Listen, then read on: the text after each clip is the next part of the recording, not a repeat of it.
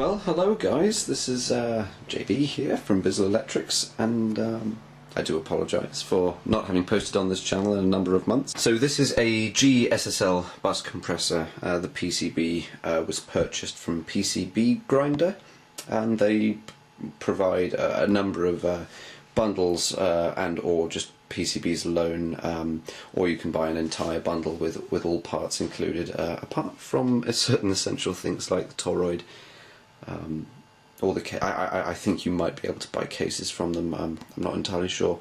I'm building this for a friend, so he has his own ideas for the case. But essentially, if you don't know what a bus compressor is, I suggest you Google it, or I could give you a very brief outline. Essentially, well, this is a stereo bus compressor, and it's a mock-up, or it's trying to copy the SSL solid state logic bus compressor, which you can find on SSL consoles or buy as a standalone unit, and it's worth a few £1000s, and it's highly desired in the audio engineering community.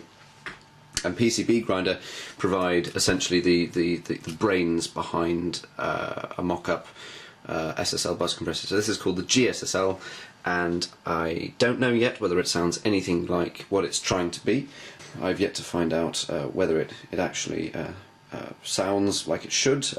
From what I've heard, these compressors do wonderful things to drum tracks, you know, just to maybe reduce the attack on a snare or increase it or something. I'm not entirely sure, I haven't played with it yet, but we've got attack release ratio, bypass volume pots, and a left and right input and a left and right output. It's taken me about 8 hours in total, and I spread those 8 hours over 2 days. However, it isn't mounted yet, as you can see. It's rather messy, but I'm just feeling rather smug with myself, and I'm just kicking back with a nice cold beer, really just to, you know, in a moment of triumph. I've powered it up briefly, so nothing's exploded, so I assume that it's working. If I was to be building it into a case, this is what it would look like. There's the main PCB, toroid power connectors, and what this is also missing is the meter, and that's what the meter looks like from on top. But we can choose any form of VU meter. So I think the friend who's going to take care of the case has in mind a nice retro VU meter from, I don't know, an old meter bridge from a reel-to-reel tape machine or something. We're going to have an absolute field day buying in broken amplifiers and old audio parts and salvaging the bits and turning it into something really beautiful. Personally, I'd go for the more retro look. I want it to be rack mounted. I want it to look like a standard piece of outboard audio gear. At the end of the day, I didn't pay for the parts or the PCB. I was just the engineer behind it.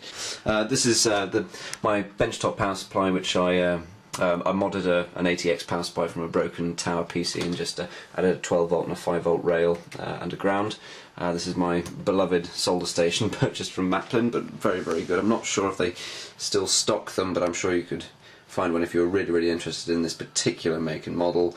All I can say is that it does what it says on the tin, and to be honest, I've never ever taken it off highest setting, but I like having that control, and I like the way the unit looks, and yep, it's good, steady, reliable. My last video, where I tore down the old VCR, I was in a very long room filled with bits and pieces and electronics gear. That is my home, that is my lab. This is a temporary station, my old card table, because I'm currently in my flat where I study at uni, and I've had to set up, make up digs in my student accommodation for whilst I'm at uni. So it's really nice just building a little home from home here. I traditionally always have to blow up a capacitor whenever I'm working on something, so that's the blown cap for this project. So the power supply on this is relatively simple. PCB Grinder do provide hundreds of different mods for this unit, so you know, you can replace this toroid with a completely separate PCB altogether, which has an awful lot more caps and AC smoothing circuits on it. So all we've got here is just 2 banks of capacitors for smoothing. That's I've never seen a bridge rectifier just, you know, in one single unit. Personally, I'd like to see all 4 diodes rigged up as they should be, but even so, it seems to work.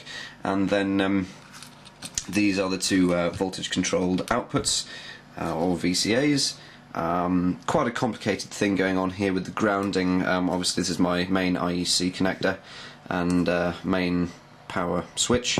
Obviously when I power this up I don't touch anything, I don't even touch this, so the switch is currently in the on position, and this is more awkward than it should be simply because I've had to connect ground to every single output, and it connects to the input as well on here. Secondary PCB which connects, this was an absolute ball ache getting all those colours and things right, matching up with the circuit diagram, but I got there eventually. This was the warm-up board, and normally these two come stuck together, but you have to separate them because this is what you mount to the front fascia of your box.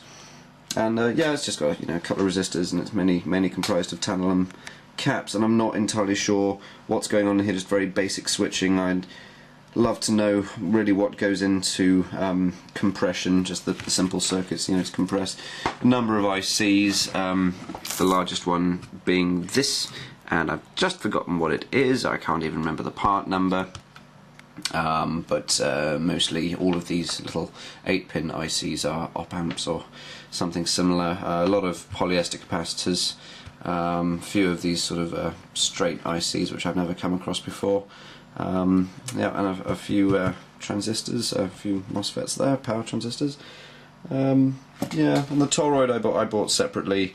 It's got an output, I think, of 3.5 amps. It's got two output rails of 15 volts each, and you can either apply 230 or 115 volts to the input, which is relatively common, I think.